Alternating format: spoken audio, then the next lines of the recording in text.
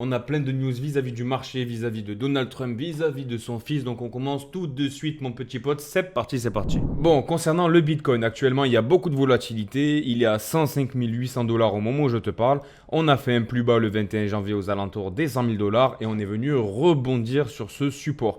C'était une résistance et on a l'impression que c'est devenu un support. Donc ça, c'est plutôt bullish. Par ailleurs, ce qui est à noter, c'est qu'on a dépassé l'ancien ATH et on a réintégré notre range directement. Donc on n'est pas parti en price discovery et ça, c'est plutôt dommage. Et d'un point de vue du momentum, ce qui est plutôt encourageant, c'est que la mèche qui nous a mené direction les 108 000, 109 000 dollars, on a eu un momentum qui était supérieur à celui qu'on avait eu le 17 décembre lorsqu'on avait atteint les 107 000 dollars. Sinon, concernant la charte Other, du coup, qui exclut le top 10 des crypto-monnaies les plus capitalisées, tu sais, c'est ce qui permet de voir et d'avoir une vue d'ensemble finalement sur les altcoins excluant les stablecoins, l'Ethereum, le Bitcoin, etc. De voir vraiment comment se comportent nos altcoins sur le marché de la crypto-monnaie. Ce qu'on peut voir, c'est qu'on est toujours dans notre petit range.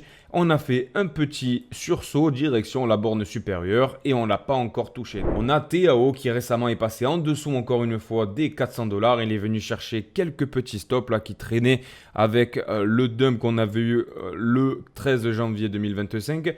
Et directement, on a regagné de la force. On a regagné de la force pour monter aux alentours des 430 dollars. Donc écoute, j'ai envie de te dire, pour les mecs qui sont pas encore dans TAO, qui souhaitent rentrer, je pense que c'est des prix qui sont encore très satisfaisants. Par ailleurs, mon petit pote, on continue rapidos avec une bonne nouvelle. Une bonne nouvelle que j'aimerais te partager. Alors, dans un premier temps, le Dixie, c'est l'indice du dollar américain. L'indice du dollar américain, qu'est-ce que ça veut dire? Tu sais, chaque pays a une monnaie. Et grosso modo, les Américains, ils ont l'USD. Ok. Et finalement, le Dixie, ça te permet de voir la force du dollar américain par rapport aux autres monnaies. Et le Dixie est considéré comme une valeur refuge. Au même titre que l'or, si tu veux. Malgré que les BRICS visent à dédollariser le monde, pour l'instant, quoi qu'on dise, quoi qu'on en pense, le Dixie, le dollar, c'est la valeur refuge. Point barre. Donc, plus le dollar américain augmente, plus la valeur augmente et plus les marchés financiers prennent un coup derrière la nuque. Autrement dit, la crypto, je t'en parle même pas. Donc, pour avoir les marchés financiers, la crypto-monnaie, ton bitcoin qui augmente, on a besoin d'avoir un dollar faible. C'est l'objectif. Ok. Et ce qu'on peut constater, c'est que du coup, depuis l'élection de Donald Trump, on a eu une espèce de gap qui s'est créé entre les 109 et les 108 sur le Dixie. Et un truc encore hyper intéressant que j'ai constaté, c'est qu'on a une divergence baissière qui s'est créée. Je vais te tracer directement la tangente, comme tu peux le constater, tac. Tandis que entre le 6 janvier et la journée du 21 janvier, on a une montée, on a une croissance sur le prix. Donc, ça commence à être bullish. En tout cas, en daily, on commence à avoir des signes de retournement du dollar américain qui pourrait annoncer une baisse de ce dernier et potentiellement une valorisation des marchés boursiers. Et ce qu'on attend tous, un pump du Bitcoin et un pump des altcoins. Donc ça, c'est plutôt bon signe. Ok. Et de la même manière, un autre indicateur qui est intéressant de regarder, c'est l'euro face au dollar. Parce que tu le sais, en zone euro, c'est plutôt la merde en ce moment. Ce qui se passe en France, en Allemagne aussi, je t'en ai parlé, il y a des nouvelles élections qui vont arriver. D'ailleurs, il faudra vraiment faire attention avec ce qui se passe parce qu'il y a un parti qui est plutôt conservateur et qui souhaite sortir de l'euro. Donc tout le monde est hyper pessimiste sur l'euro et je t'avais dit qu'on avait une divergence baissière qui commençait à se former parce que tout le monde commençait à vendre l'euro. Et en général, c'est quand tout le monde commence à vendre quelque chose qu'il faut s'y intéresser. C'est lorsqu'il y a du sang dans les rues qu'il faut commencer à acheter, tu vois. Et c'est pas pour rien que BlackRock achète des terres en Ukraine, tu vois. Toujours est-il qu'on avait des espèces de divergences qui étaient en train de se créer. Sur le prix, on avait vraiment une baisse, tandis que sur le momentum, ça montait petit à petit. Ça montait petit à petit. L'euro face au dollar a pris un peu de force et ça ne m'étonnerait pas que dans les jours qui viennent, on regagne un petit peu de momentum vis-à-vis de l'euro face au dollar. Alors attention, là je te parle à court terme, je te dis pas que l'euro c'est la monnaie à avoir dans son portefeuille, etc. Je ne t'ai pas dit ça. C'est seulement un argument supplémentaire pour te dire qu'on commence à avoir une faiblesse vis-à-vis du dollar américain. Et finalement, c'est un petit peu la narrative. Tu le sais, Donald Trump veut réindustrialiser son pays. Il veut réindustrialiser les États-Unis et pour réindustrialiser un pays, tu as besoin d'avoir un dollar plutôt faible. Par ailleurs, une seconde bonne nouvelle que je te partage aujourd'hui, c'est qu'on commence à avoir de l'impression, on commence à avoir de la création de stablecoin qui revient sur le marché de la crypto. Et tu vois, ça s'inscrit très très bien dans ce que je t'avais dit autour de la création des mêmes coins de Donald Trump et de sa femme. Alors, quoi qu'on en dise, quoi qu'on en pense, est-ce que c'est bien, est-ce que c'est pas bien? Honnêtement, moi, je suis pas très fan de ce qu'il a fait, mais Je suis convaincu que le plan de Donald Trump, de toute son équipe, de Elon Musk, parce que Elon Musk est derrière et il ne faut pas l'oublier, c'est d'attirer un maximum d'investisseurs, c'est d'attirer un maximum de retails pour qu'ils aient les yeux rivés sur la crypto-monnaie et qu'ils commencent à mettre leur argent. Et lui, tu le sais, il a envie de pousser les projets américains, les industries américaines, et on a pas mal de cryptos qui sont sur le sol américain. Donc ça ne m'étonnerait pas de voir de plus en plus d'achats autour de la crypto-monnaie, et notamment celles qui sont américaines. Et comme tu peux le constater, on a Whale Alert qui nous a annoncé qu'il y a 800 millions de nouveaux USDC qui ont été minté. Il y a de l'argent frais qui commence à arriver sur le marché et donc ça c'est plutôt bullish, c'est ce qu'on veut voir parce qu'on a besoin d'argent frais pour faire pumper les altcoins. Donc voilà, je te le mets juste en dessous pour que ce soit un petit peu plus clair. Grosso modo, la charte rose que tu peux voir en bas de ton écran, c'est l'ajout de nouvelles liquidités, l'ajout de nouveaux stablecoins sur le marché de la crypto-monnaie. Et tu le sais, c'est le processus lorsque tu as de l'euro, du dollar, des pesos colombianos ou je sais pas quoi. Lorsque tu veux rentrer pour acheter de la crypto-monnaie, tu convertis ta monnaie fiat, autrement dit l'euro, le dollar, etc., pour des stablecoins et ensuite tes stablecoins vers de la crypto-monnaie. Donc lorsqu'on voit une explosion des nouveaux stablecoins entrant sur le marché de la crypto-monnaie, ding ding, l'ampoule elle s'allume. On sait que cet argent il va être inséré dans la crypto-monnaie et forcément ça va faire pump la crypto-monnaie.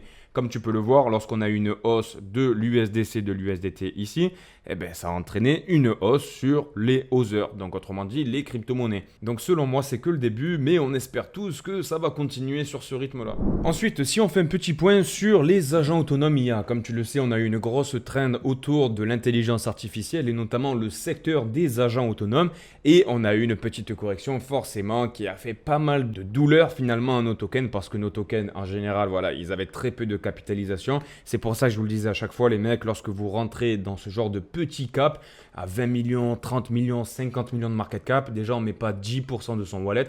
J'ai dû vous le répéter peut-être 200 fois. Et en parallèle de quoi, lorsqu'on commence à faire un x2, un x3, on sort sa mise, on sécurise tout et puis après on surfe. Et puis si on rate notre truc, au pire des cas, on a quand même récupéré notre argent, donc on n'a rien perdu. Bon.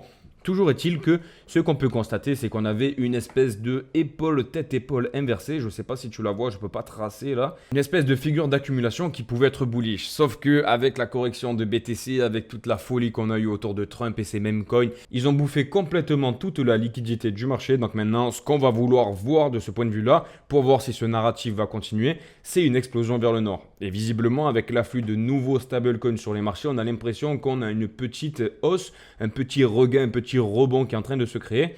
Donc on espère que ça va durer et qu'on va confirmer cette espèce de figure pour venir clôturer au-dessus de cette ligne de coup de ce épaule-tête-épaule inversé. Ensuite, je voulais te faire un petit point vis-à-vis de la cyclicité de Bitcoin, la saisonnalité, t'appelles ça comme tu veux. Grosso modo, si on regarde du coup le Bitcoin dans l'histoire depuis sa création, Satoshi Nakamoto, tu connais la chanson, si on se réfère vis-à-vis du moment où on a eu le halving et qu'on regarde les cycles, comment est-ce qu'ils ont évolué juste après le halving, ce qu'on peut constater, c'est qu'en général, tu le sais, là je t'apprends rien, on a toujours une grosse hausse, on a toujours un gros pump, autrement dit un bull run du Bitcoin et forcément les altcoins suivent. Ok, donc comme tu peux le constater, le premier cycle, le cycle bleu, voilà, il n'y avait quasiment pas de liquidité, le Bitcoin ne valait quasiment rien, hein, c'était des cacahuètes, donc c'est parti très très vite. Et surtout, ça a commencé à s'envoler à partir du 60e jour, à la 100e jour, voilà, c'était n'importe quoi. On est parti dans les étoiles. Ok, à partir du deuxième cycle, le cycle orange, ça commençait à être un peu plus sérieux. On commençait à avoir de la liquidité sur Bitcoin. Et ce qu'on peut constater, c'est qu'on avait commencé à s'envoler à partir grosso merdo. Hein. Voilà, je vais t'enlever les autres pour que ce soit un petit peu plus clair. On avait commencé à exploser à partir de la fin du mois de janvier avec une correction en mars qui a fait mal aux fesses et puis ensuite on était parti en price discovery direction voilà jusqu'à la fin de l'année 2017. Ok, donc ce qu'on doit retenir sur le cycle de 2017, c'est qu'on avait commencé à exploser à partir de la fin janvier début février. Ok. Ensuite, si on regarde la charte du coup de 2020-2021, donc on a vu le crash Covid juste avant le halving, je ne sais pas si tu te rappelles cette époque, c'était n'importe quoi mon gros. On avait fait une belle explosion jusqu'à la fin du mois de janvier avec une correction qui avait fait mal aux fesses et puis ensuite le mois de février avait été extrêmement dans le vert, on était parti à notre premier ATH, du moins à l'ATH du premier rallye haussier de 2021. Derrière quoi on avait rangé avec un Bitcoin au-dessus des 60 000 $ pour avoir une correction à partir du mois de mai. Et tu le sais, hein, dans l'histoire de la crypto-monnaie du Bitcoin, on dit sell in May. Sell in May, ça veut dire que quoi? En fait, le mois de mai est très propice à avoir une grosse correction. Et ensuite, on avait eu d'autres rallyes, etc. Bon, on n'en est pas encore là. Et pour le cycle qu'on est en train de vivre actuellement, ce qu'on peut constater, c'est qu'on est plutôt similaire finalement. On a eu une belle montée pour la fin d'année 2024 et actuellement, on est en train de vouloir pousser. Donc ça nous amènera à penser que finalement, d'un point de vue de la saisonnalité, on n'est pas très loin d'avoir un push, on n'est pas très loin d'avoir une explosion à force de pousser. À un moment donné, ça va commencer à péter. Et c'est fou parce que la charte est extrêmement proche de celle de 2021 d'un point de vue de la cyclicité vis-à-vis du halving. Donc pour conclure, honnêtement, si on se base sur la cyclicité vis-à-vis du halving, ce qu'on est en train de vivre, c'est qu'on est en pré-bull run. On devrait avoir une explosion du moins à la fin du mois de janvier, février, mars, pourquoi pas, mais ça devrait arriver si on se base uniquement sur la saisonnalité vis-à-vis du halving. Tandis que si on regarde la saisonnalité calendaire, ce qu'on peut constater, c'est qu'en général, le premier trimestre, lors d'un bull run, d'un bull market, on a une vraie explosion. Actuellement, on est à plus 13%, ok, parce qu'on a commencé cette nouvelle année 2025. Mais en 2021, lors de notre bull market, on avait fait un x2, carrément un x2. En 2017, c'était un petit peu plus tristouné. Et c'était le second trimestre qui avait été explosif avec une montée de 2,2. Autrement dit, 123% de hausse. Donc j'ai envie de te dire, si on se corrèle aux données calendaires, c'est soit on a une explosion pour le premier trimestre, donc autrement dit janvier, février ou mars, ou alors mars, avril, et mai, pourquoi pas, mais voilà, il faudra vraiment commencer à se poser les questions parce que mai, tu sais, il y a tout qui est réuni pour qu'on crache vraiment violemment. Donc on verra ça de près, mon pote. Ensuite, si on continue avec une nouvelle plutôt intéressante qui nous a été partagée par le journal du coin, mais honnêtement, ça a tourné de partout.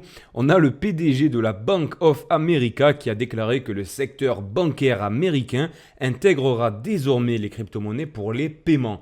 C'est complètement une dinguerie. Ça y est, on n'est plus dans l'illégalité, on blanchit plus de l'argent les mecs. Ça y est, maintenant on est légit. On peut même faire des paiements avec nos banques, la caisse d'épargne, etc. Enfin, je sais pas quelle banque ils ont en Amérique, mais grosso modo, le PDG de la banque américaine, il a annoncé ça. Ça y est, donc vraiment, la crypto-monnaie commence à devenir un secteur connu et même reconnu.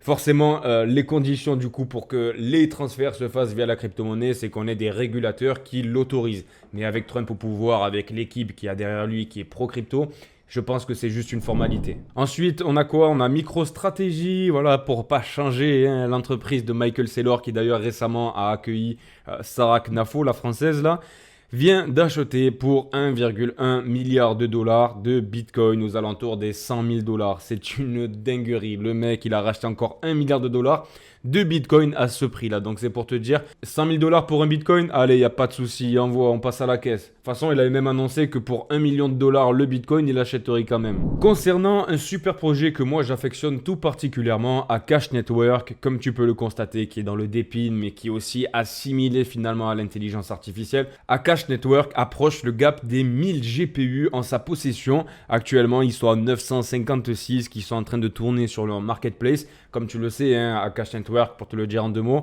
si tu as un GPU que tu ne te sers pas, tu souhaites avoir un petit peu d'argent, tu le mets à disposition pour les loueurs, les emprunteurs de GPU, ceux qui veulent faire de l'intelligence artificielle, entraîner des modèles, faire du rendering, etc.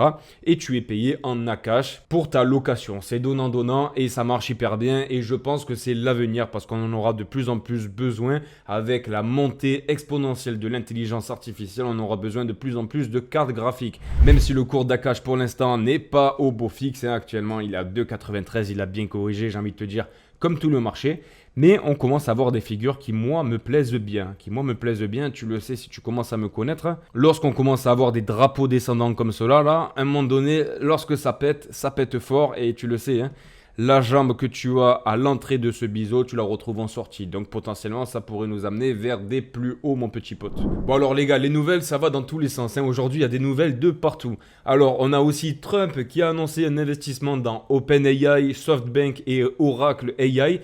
Il a annoncé qu'il allait créer un fonds justement pour aider, pour développer, pour optimiser, pour agrandir, je ne sais pas quel superlatif utiliser, l'intelligence artificielle sur le sol américain. Il a bien senti qu'on avait une course à l'armement vis-à-vis de la crypto-monnaie dans un premier temps, mais aussi vis-à-vis de l'intelligence artificielle. Les Chinois, ils sont pas tellement cons, même s'ils sourient gentiment dans leur coin, ils travaillent très très fort les Chinois et Trump l'a bien compris, il a envie de prendre le pas vis-à-vis du monde entier sur l'intelligence artificielle.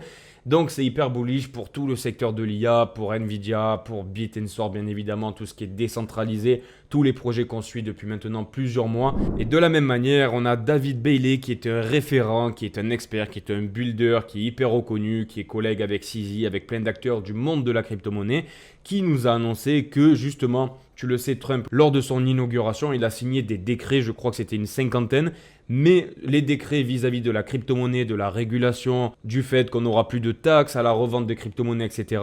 Ce genre de décrets, en fait, ils font partie des 200 premiers. Donc finalement, comme je te l'ai dit hier, le premier jour, il y avait des choses beaucoup plus importantes. Il y a des guerres dans le monde, tu vois, il y a Israël, il y a la Russie, il y a l'Ukraine. Il y a les frontières, il y a plein de choses à gérer. Je pense que les crypto-monnaies, ce n'était pas la première de ses priorités. En revanche, ce que nous annonce ce fameux David, c'est que ces décrets seront signés parmi les 200 premiers. Donc ça devrait arriver et potentiellement on pourrait avoir de très très bonnes nouvelles dans les jours qui viennent, mes petits potes. Et de la même manière, pour terminer sur un tweet plutôt fou, c'est vrai que quand tu fais un dézoom sur la situation, un espèce de comeback quelques années en arrière lorsque le Bitcoin était considéré comme un truc pour blanchir l'argent, pour acheter de la drogue sur le darknet, etc. On a le fils de Donald Trump, Eric Trump, qui a annoncé que c'était le moment d'investir aux États-Unis sur l'IA, sur l'énergie, sur la technologie et, je te le surligne, sur les crypto-monnaies du monde entier, mais surtout celles des États-Unis, parce que ce qu'on est en train de vivre, c'est une folie. Et selon lui, les 4 prochaines années seront carrément un Eldorado, autrement dit un âge d'or. Et il y aura énormément de richesses transformatrices qui sera créée pour tous les acteurs qui viendront participer à l'économie américaine. Bon et bien mon cher ami, j'espère que cette vidéo t'a plu. N'hésite pas à me mettre un petit like, un petit commentaire. Et si ça t'a plu, abonne-toi parce que tous les jours il y a une nouvelle vidéo. Donc reste bien branché. Et sur ce, prends bien soin de toi mon petit pote. On se retrouve demain. Bisous, ciao ciao.